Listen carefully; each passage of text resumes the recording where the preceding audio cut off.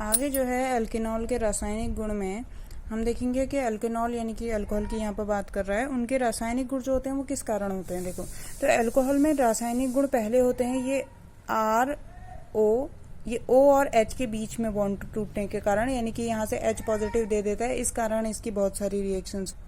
एल्केल के रासायनिक गुण में पहला किस वजह से उसकी केमिकल प्रॉपर्टीज होती हैं कि O और H के बीच में बॉन्ड टूटने के कारण उसकी बहुत सारी रिएक्शंस होती हैं, तो उन रिएक्शंस को भी हम देखेंगे।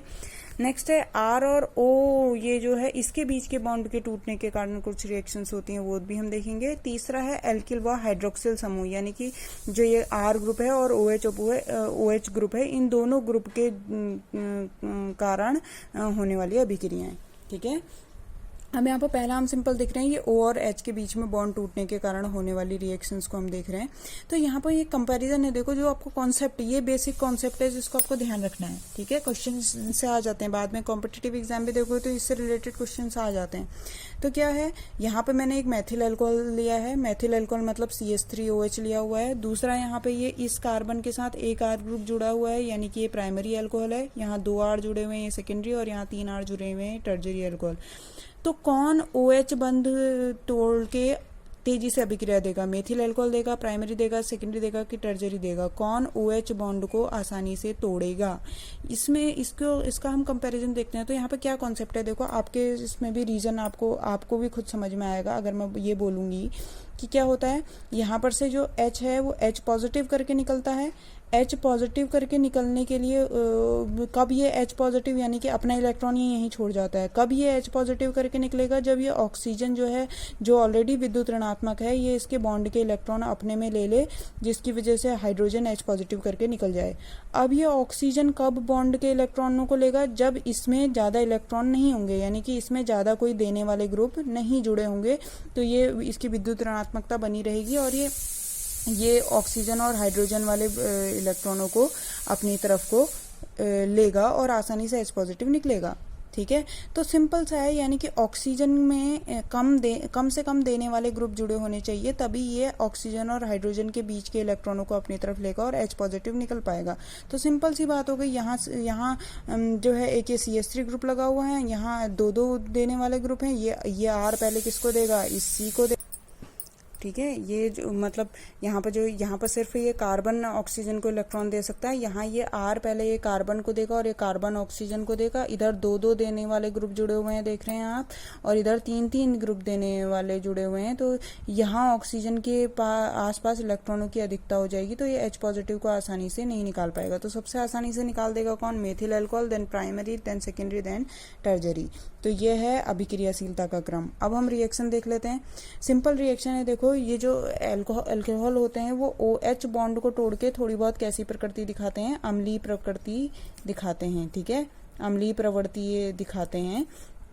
तो होता क्या है, अम्ल क्या होते हैं, अम्ल आपने क्लास 10th का ये सेंटेंस है कि जो अम्ल होते हैं वो किसी सक्रिय धातु के साथ अभिक्रिया करके हाइड्रोजन गैस निकालते हैं। तो यहाँ पर भी हमने ये देखो ये अल्कोहल ले लिया है, इसकी सोडियम के साथ अभिक्रिया कराई, ये इसके 2 मॉलिक्यूल लिए, तो यहाँ से ये बॉन्ड टूटा और एक मॉलिक्यूल का H ने आपस में मिलकर हाइड्रोजन गैस निकाल दी और 2 Na वो 2 मॉलिक्यूल के साथ जुड़ गया, तो 2RO negative Na positive plus H2 तो यहाँ से H2 गैस निकल गई। इसका मतलब ये कैसी प्रवृत्ति को दिखा रहा है, अम्लीय प्रवृत्ति को दिखा रहा है। तो अल्कोहल थोड़े बहुत अम्लीय होते हैं, आप कह सकते हैं। ठीक है, नेक्स्ट है देखो धातु हाइड्राइड से अभिक्रिया। धातु हाइड्राइड मतलब मेटल हाइड्राइड, तो ये M की जगह पे कोई भी धातु हो सकता है। इसके साथ अभिक्रिया अगर कराते हैं तो ये क्या बनाता है, एल्कील। यहाँ पे ये देखेंगे आप, जैसे कि ये C2H5OH की M पॉजिटिव H नेगेटिव के साथ अभिक्रिया कराइए, यानी कि कोई ये धातु हाइड्राइड है। तो सिंपल होता क्या है, यहाँ से H निकल जाता है, तो आपको ध्यान में रखना है ये H निकलने वाली रिएक्शन है। तो यहाँ से H और यहाँ से H निकलता है, H2 निकलती है और C2H5O negative Na positive sodium ethoxide ये यहाँ पे बन जाता है। ठीक है, सोडियम इथॉक्साइड। तो ये दूसरी रिएक्शन होगी जिसमें मेटल हाइड्राइड के साथ रिएक्शन करके भी ये हाइड्रोजन गैस निकालता है, सक्रिय धातु के साथ अभिक्रिया करके भी हाइड्रोजन गैस निकलता है। तीसरी रिएक्शन है जब अल्कोहल की रिएक्शन हम ग्रिग्नार्ड अभिकर्मक के साथ करते हैं। ठीक है, तो ये किसके साथ अभिक्रिया है, ग्रिग्नार्ड अभिकर्मक के साथ अभिक्रिया है। तो ग्रिग्नार्ड अभिकर्मक का R और इसका H निकल जाता है और बचा हुआ चीज़ बन जाता है। तो कैसे देखो, जो ये अल्कोहल ले लिया है और CH3MgX ले लिया है, तो इसका CH3 और इसका H आपस में निकल जाएंगे और क्या बन जाएगा, CH4। ठीक है, क्या निकल रहा है, CH4 प्लस बचा क्या, CH3OMgX। तो ये एल्कोक्सी मैग्नीशियम हैलाइड, इसको हम क्या कहेंगे, इतने वाले पोर्शन को एल्कोक, यहाँ पर एक कार्बन वाला है तो इसको मिथॉक्सी बोलेंगे, क्या, मिथॉक्सी, इसको मैग्नीशियम और इसको हैलाइड। ठीक है, मिथॉक्सी मैग्नीशियम हैलाइड हुआ, इसको ये पूरा लिख लेना, मिथॉक्सी मैग्नीशियम हैलाइड। तो ग्रिग्नार्ड अभिकर्मक के साथ अभिक्रिया है। नेक्स्ट है कार्बनिक अम्लों के साथ अभिक्रिया। तो आपको पता है रिएक्शन ऐसी होगी, देखो सिंपल, ये किसी अम्ल के साथ अभिक्रिया कराई अल्कोहल की, तो अल्कोहल की तो O और H के बीच में से हाइड्रोजन बॉन्ड टूटना है, तो इसका H और इसका एसिड का OH ने आपस में बाहर रिएक्शन करके पानी बाहर निकाल दिया, और क्या बना यहाँ पे, CH3C डबल बॉन्ड OCH3, तो जहाँ से बॉन्ड टूटा वहीं से जुड़ेगा OCH3, ये एक एस्टर का निर्माण यहाँ पर हो गया। तो यहाँ पे जो ये अभिक्रिया है उत्क्रमणीय प्रकृति की होती है। देखो ये यानी कि दोबारा से ये रिएक्शन यहाँ से इधर से इधर की अभिक्रिया तो एस्टरीकरण कहलाएगी, क्या, क्योंकि यहाँ पे एस्टर का निर्माण हो रहा है तो एस्टरीकरण कहलाएगी। लेकिन ये अभिक्रिया उल्टी दिशा में भी हो सकती है, यानी कि ये दोबारा पानी इससे अभिक्रिया करके यहाँ पे अम्लीय जल अपघटन करेगा, यानी कि यहाँ पे OH और H इस तरीके से जोड़ देगा, जिस वजह से दोबारा से ये वाले कंपाउंड बन जाएंगे। तो यह उल्टी अभिक्रिया को रोकने के लिए यहाँ पर कंसनट्रेटेड H2SO4 मिलाया जाता है, जो कि एक निर्जली कारक है, यानी कि पानी को हटाने का काम करता है। तो ये कंसनट्रेटेड H2SO4 यहाँ से पानी को निकाल देता है, जिससे अभिक्रिया उल्टी दिशा में ना जाए। ठीक है, तो यह है कार्बनिक अम्लों के साथ अभिक्रिया।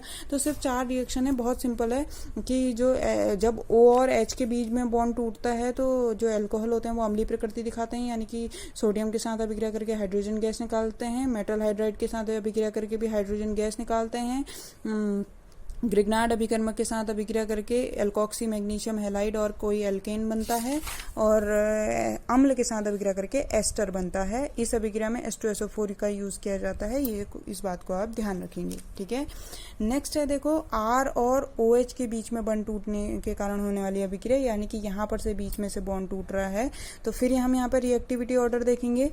अब देखो ये OH के बीच में बॉन्ड कब टूटेगा, जब ये ऑक्सीजन जो है आसानी से यहाँ पर से इलेक्ट्रॉनों को ले ले, यानी कि ये वाले इलेक्ट्रॉनों को अपना ले ले, तो OH बॉन्ड टूट जाएगा। अब अगर ये इलेक्ट्रॉनों को लेके OH निकल जाएगा तो यहाँ पर तो कार्बन में इलेक्ट्रॉनों की कमी महसूस हो जाएगी, है ना, यानी कि कार्बोकैटायन बनेगा। अब कार्बोकैटायन कौन ज्यादा स्टेबल होता है, ये पॉजिटिव यहाँ पे चार्ज आ रहा है, तो इसमें कोई देने वाला ग्रुप जुड़ा हो तो और अच्छा हो जाएगा।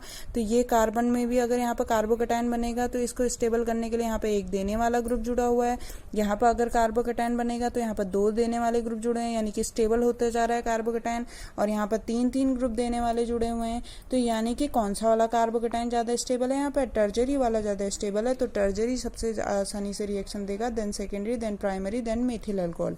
बात समझ रहे हैं, क्योंकि जब OH निकल जाता है यहाँ पे तो कार्बोकैटायन फॉर्म होता है, और क्लास 11th में आपने पढ़ा है कि कार्बोकैटायन की अगर हम स्टेबिलिटी देखें तो टर्जरी कार्बोकैटायन ज्यादा स्टेबल है, then secondary, then primary, then methyl alcohol.